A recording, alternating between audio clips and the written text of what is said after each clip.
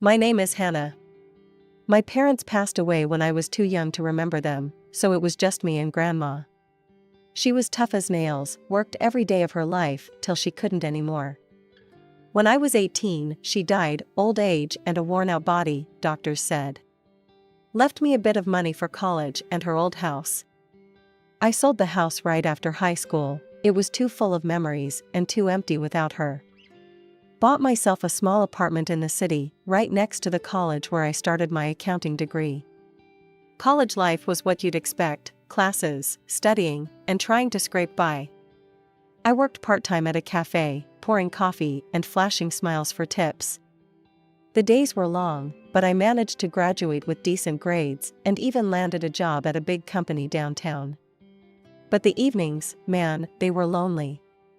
You can only watch so much TV and talk to so many walls before you start to feel a bit nuts. That's why I started hanging out with a group from work. Every Friday, we'd hit some dive bar, laugh too loud, and forget about our pile of responsibilities, at least for the night. One of those Fridays, while I was trying to decide between beer or something harder, I met Eric. He was a friend of a friend, or maybe a friend of a friend of a friend, you know how these things go. Eric was different, though. He had this easy smile and a laugh that filled up the room. We got to talking over drinks. "Hey, I'm Eric," he said, that grin all but lighting up the dim bar. "Hannah. So, Eric, what brings you to this glorious establishment?" I asked, raising an eyebrow and taking a sip of my beer.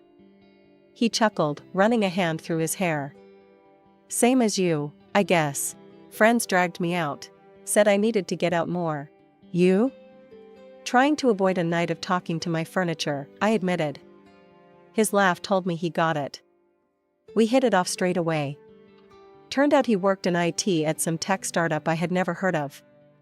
We talked about everything: music, movies, the crazy hustle of city life. It felt good to connect with someone who didn't just see me as the quiet girl from accounting. After that night, Eric and I started seeing each other outside of those Friday bar crawls. Coffee dates, long walks in the park, movie nights at his place or mine.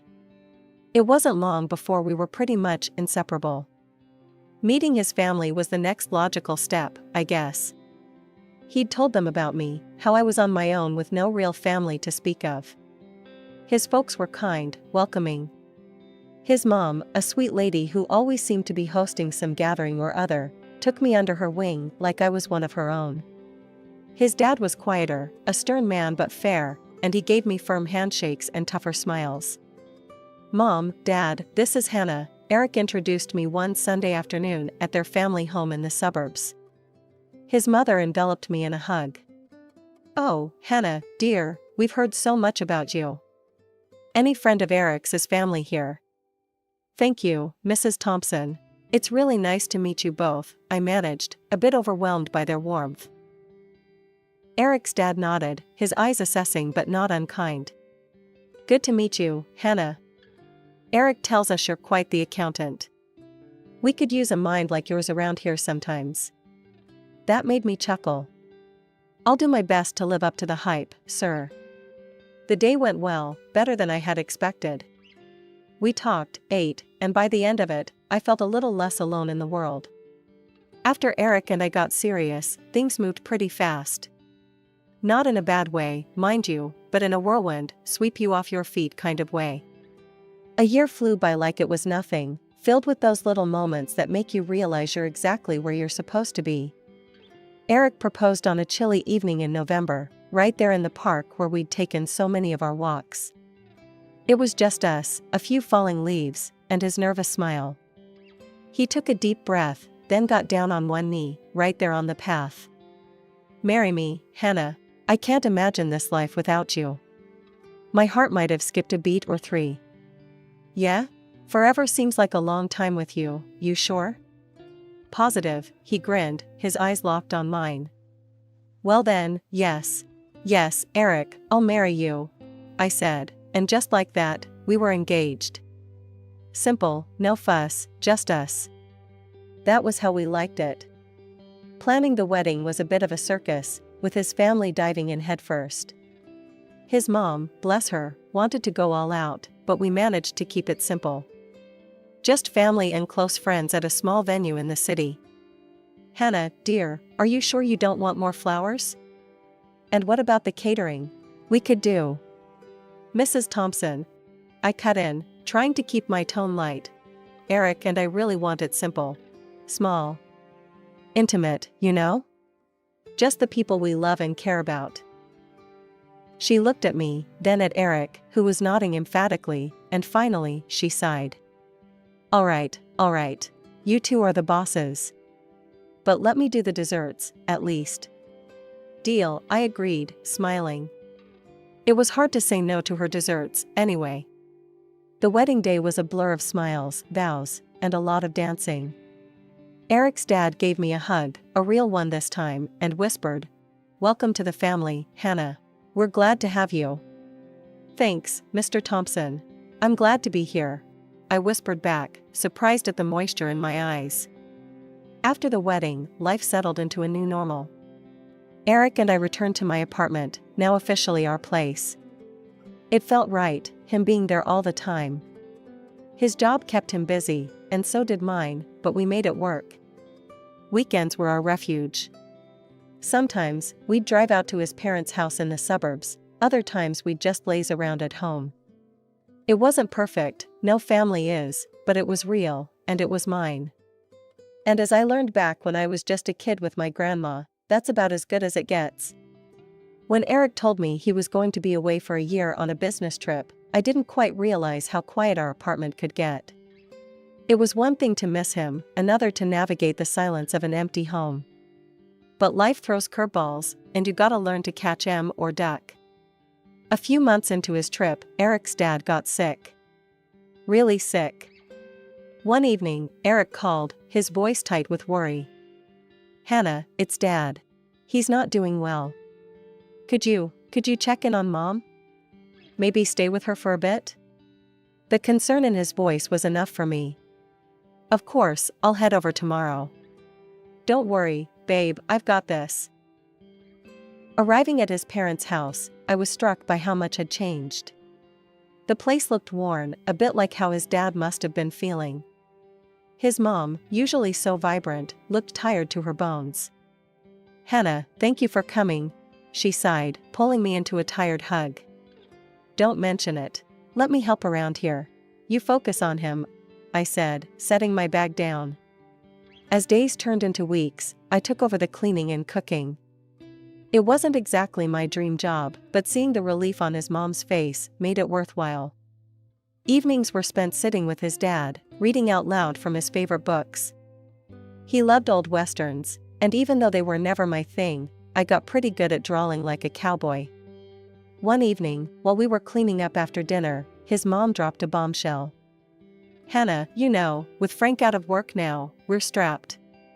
The bills are piling up." I hadn't realized how bad it had gotten. "I'm sorry, it's been tough all around." She bit her lip, hesitating. "Could you, maybe consider renting out your apartment? If you moved in here, it would help a lot." The request hung in the air, heavy as the evening humidity.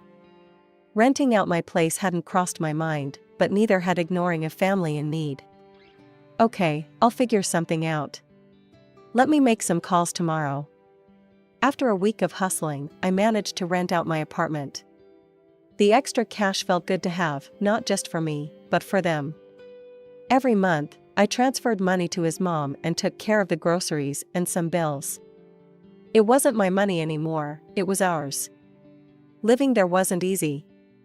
My commute to work doubled, and the early mornings and late nights started to wear on me.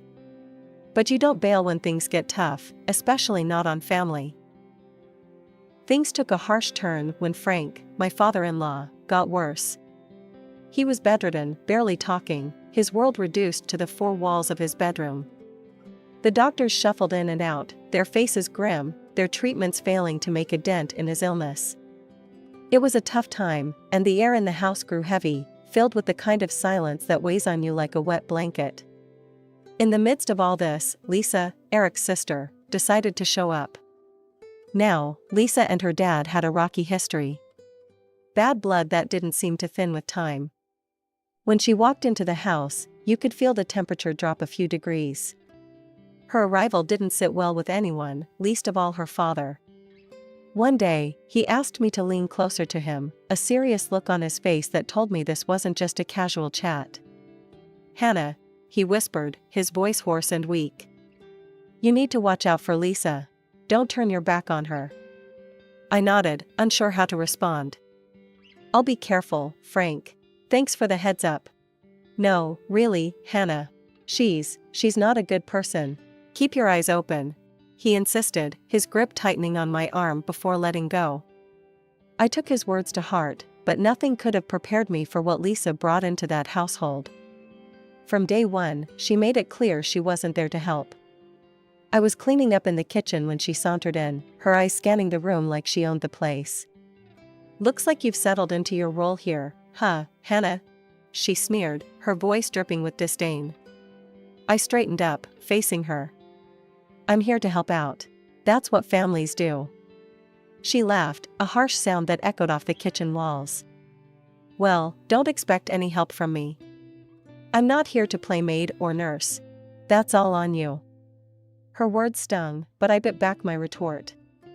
Arguing seemed pointless, she was like a wall, nothing good was getting through. From then on, Lisa did as she pleased. She'd order takeout just for herself and her mom, leaving their trash strewn across the table for me to clean up. If I ever brought it up, trying to keep the peace, she'd brush me off with a wave of her hand. "Clean it up, Hannah. That's what you're here for, right?"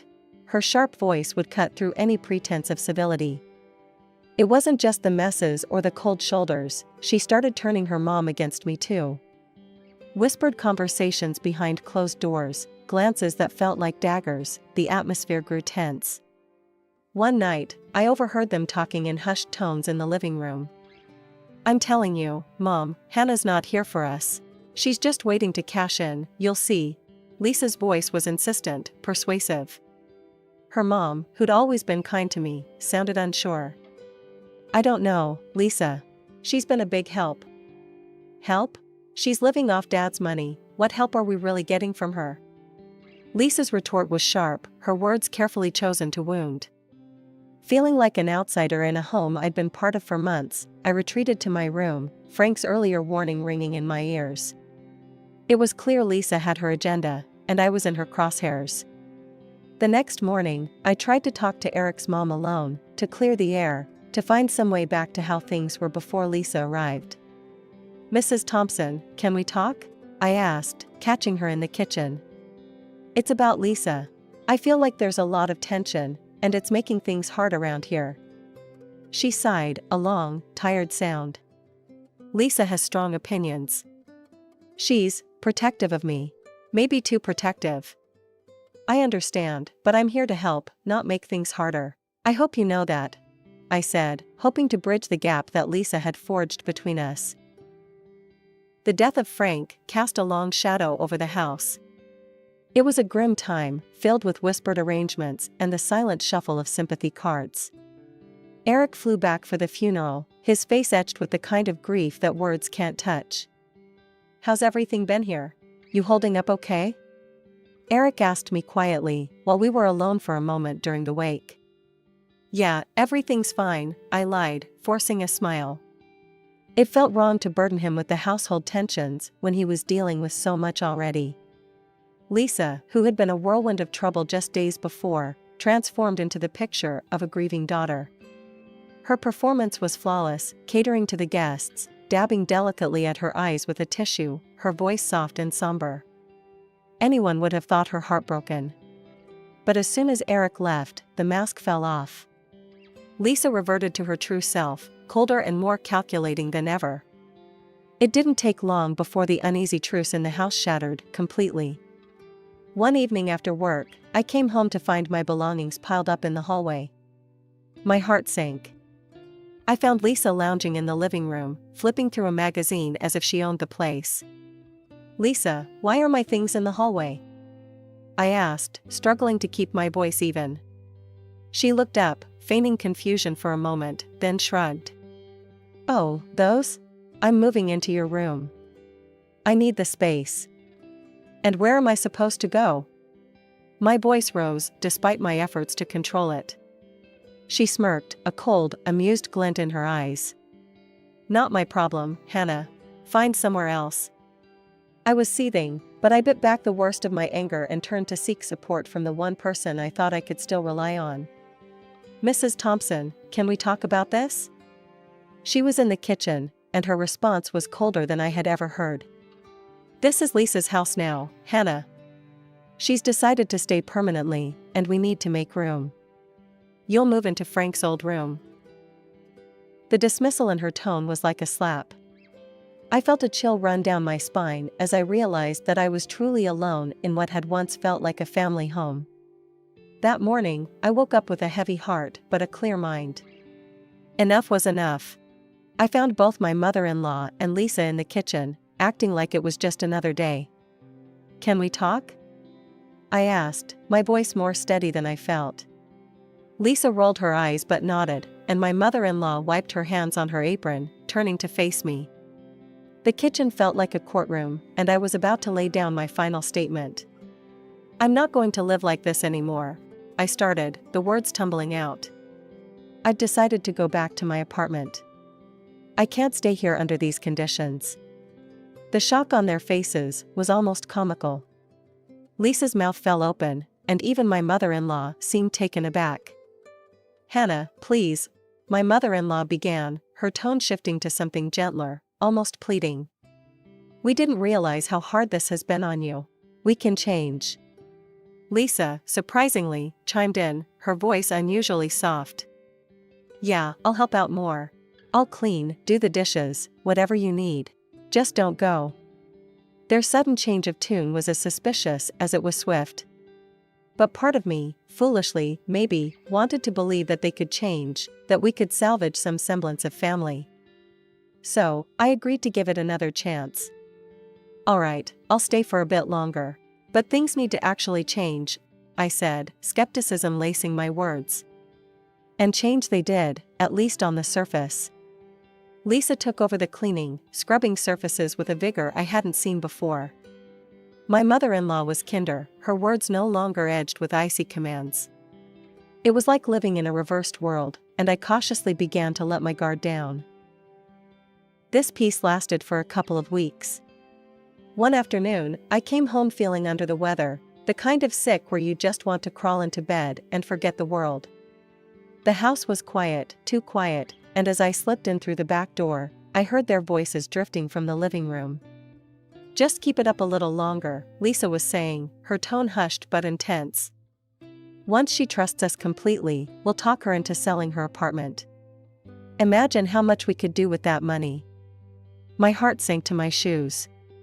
I stood frozen by the door, hardly daring to breathe. Yes, it's a good plan, Lisa. We can really turn things around with that money. My mother-in-law responded, her voice greedy and low. I felt sick, and not just from the bug I was fighting. The betrayal stung sharper than a slap, the realization that their kindness was just a ruse to get to my money. I backed away from the door, my mind racing. Packing my things quietly that night felt like a prison break. I couldn't stay another minute, knowing what I now knew. They were plotting against me, using me as a stepping stone to their comfort. The hurt was raw, a gaping wound where trust had once been. I zipped up my last suitcase, my hands trembling. I didn't leave a note. What was there to say? Goodbye to a family that never really was? Thanks for the lies? I locked the door behind me, the click of the latch sounding unusually final. The drive to the station was a blur. I kept glancing at my rearview mirror, half expecting to see them following me, realizing their plan was falling apart. But the roads were empty, it was just me and my thoughts. When I arrived, Eric's face lit up with a mix of surprise and pure joy that I hadn't seen in months. But as soon as the initial reunion excitement faded, his expression turned to concern. Hannah, what happened? You look like you've been through hell, he asked, his voice tight with worry. Sitting down, I took a deep breath, the weight of the past weeks ready to spill over. Eric, there's a lot I haven't told you. Things at your mother and sister, They got really bad. Eric's brow furrowed as he listened. I told him everything, the manipulation, the deceit, the way Lisa and his mom turned against me. How they planned to trick me out of my apartment. He was silent for a moment, then his face hardened. Why didn't you tell me any of this before?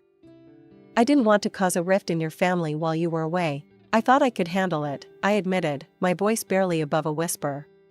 The next thing I knew, he was on the phone with his mother, his words sharp and unforgiving. Mom, how could you let this happen? Lisa has been a problem, sure, but this? Turning against Hannah when she was there helping you? I could only hear muffled voices from the other end, but the tone was defensive, rising quickly in pitch. I'm telling you, if you don't kick Lisa out and cut this nonsense, you're losing me too. I'm not supporting this betrayal, Eric continued, his voice rising. The call ended with a slam of the phone. Eric was breathing heavily, his usual calm demeanor shattered by the betrayal of his own family. We're done helping them financially. That's it, he said decisively. A week later, I was still reeling from everything when my phone rang. It was Eric's mom. Her voice was as cold as I remembered from our last unpleasant encounter. Hannah, I noticed you stopped the money for the apartment. Why haven't we received anything this month? She demanded, as if nothing had happened. My hand clenched around the phone. You really expect me to continue helping you financially? There was a pause on the other end, and then, we are still family, Hannah. You owe us for taking you in. I laughed, but there was no humor in it. Family doesn't use each other, and I don't owe you for exploiting my goodwill. There won't be any more money from me. Ever. The line went dead, but the echo of the call lingered, a sour note in the air. Eric, who had overheard the conversation, came over and put his arm around me. The relief of having him by my side was palpable, but so was the realization of the new reality we faced. His family ties were severed, at least for now, and while part of me mourned the loss, a larger part was relieved. When Eric and I moved back to our hometown, it felt like closing a chapter filled with shadows and starting fresh under a brighter sky. Not long after settling down, I discovered I was pregnant. We decided it was time to leave my old apartment behind. We found a small house in the suburbs, not far from what was rated one of the best schools in the area. A few months into our new life, as I was unpacking the last of our boxes, my phone rang. The screen flashed a name I hadn't seen in months, Eric's mom. My heart sank, but I answered, the old habits of politeness hard to shake. Hannah, dear, I need your help. Her voice was shaky, almost frail. I tensed, memories of past manipulations surfacing. What's going on? It's Lisa. She convinced me to sell the house, took all the money, and left. I've got nothing left. I had to rent a small place, and now I'm working 2 jobs just to make ends meet, she confessed, her voice breaking. I felt a pang of sympathy, quickly stifled by a flicker of suspicion. And you're calling because? I was hoping, perhaps, you could find it in your heart to let me stay with you and Eric. Just for a little while, until I can get back on my feet, she said, the familiar lilt of manipulation edging into her tone. I took a deep breath, the decision clear in my mind. No, I can't do that. You and Lisa chose your path. Now, you need to live with those choices, just as I am living with mine. I hung up before she could respond and blocked her number. It was a hard thing, but necessary. Like pruning back dead branches to let the new growth flourish. A couple of days later, while Eric was setting up the baby's room, I caught a segment on the criminal news. Lisa had been arrested for trying to scam her latest boyfriend out of his apartment. It was a stark reminder of the bullet we dodged. Eric looked over at me as I turned off the TV, his eyebrow raised in question. Lisa's been arrested, I said simply. He shook his head, a mixture of relief and sadness in his eyes. I guess she'll never learn. No, she won't, I agreed, feeling a strange closure. But we've learned plenty. Not long after that, our son was born. Holding him in my arms for the first time, everything else seemed so small, so distant. He was perfect, a little miracle that made all the previous hardships worth it. Our little house became a home, filled with laughter and the kind of love that fills up all the cracks life had made. I learned that moving on wasn't just about putting distance between yourself and the past, but about opening your heart to the future.